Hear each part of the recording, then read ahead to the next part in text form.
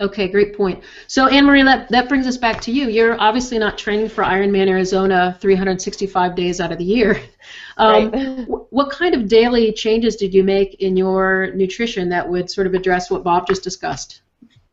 Well, whenever I started, I was making diet changes. It was in the winter last year, and so I was in the base training phase. And so I really focused on cutting out all of the added sugars in my diet, as well as the processed grains, and most grains in general.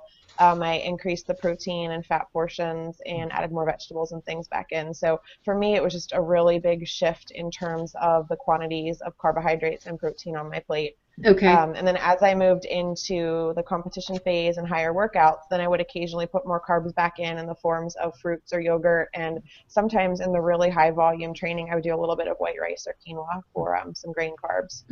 So it was kind of a transition where you had, an off season you described as a base training phase, and as you increased your training, you added specific whole foods to support that. Does that sound right?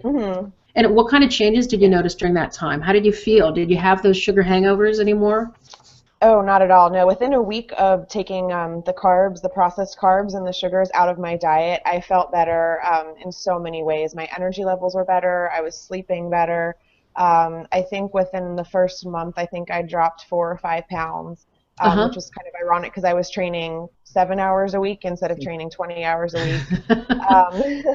And I noticed one thing that was really noticeable to me was how much my emotions stabilized. I tend to have some anxiety issues, different things like that in the past, and I noticed that it takes a lot more to rattle me now than before. So just how I react to stressful situations.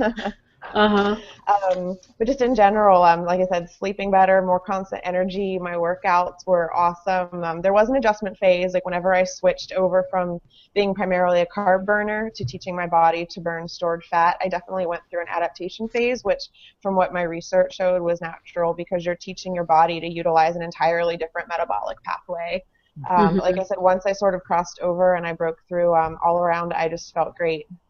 That's fantastic. So far, what you guys have been mentioning, Jeff, Bob, and Anne Marie, none of this up to this point sounds really terribly revolutionary. You're saying introduce fiber, introduce whole foods, introduce more protein and fats, get rid of the refined carbohydrates and sugar.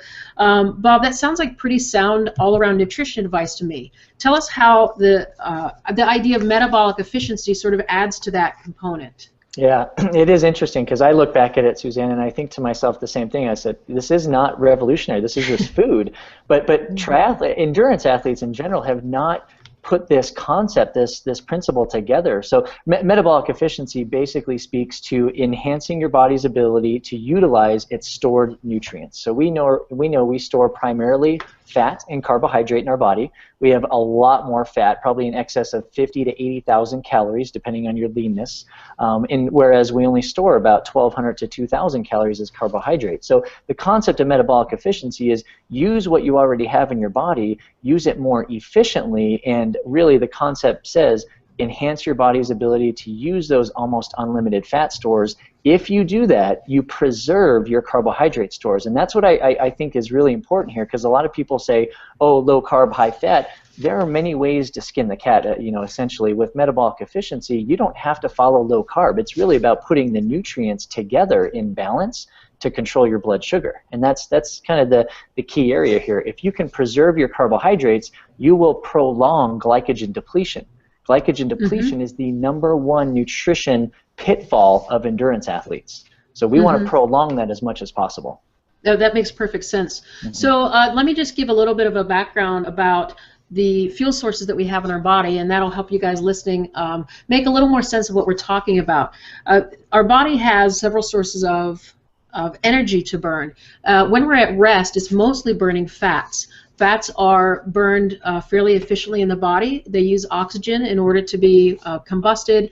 The combustion gives us a lot of energy to do our daily activities and burns and creates very few waste products when we burn it. So it's a very efficient fuel source, but it's also a slower source of energy. So if I decide that I want to run up and down the stairs a couple times to do some loads of laundry, or take that to a training activity, it may not be able to create fuel rapidly enough for me to do exercise with a high intensity over a very short period of time. So as the intensity of my activity increases, the body starts to burn more carbohydrates. Now it can burn carbohydrates either with or without oxygen. So you'll hear terms like anaerobic metabolism or glycolytic metabolism. The terms can get a little bogged down, but the easiest way to simplify it is that the body's either burning sugars or it's burning fats. It's burning fats at lower intensity exercises in general, and it's burning sugars at higher intensity exercises in general.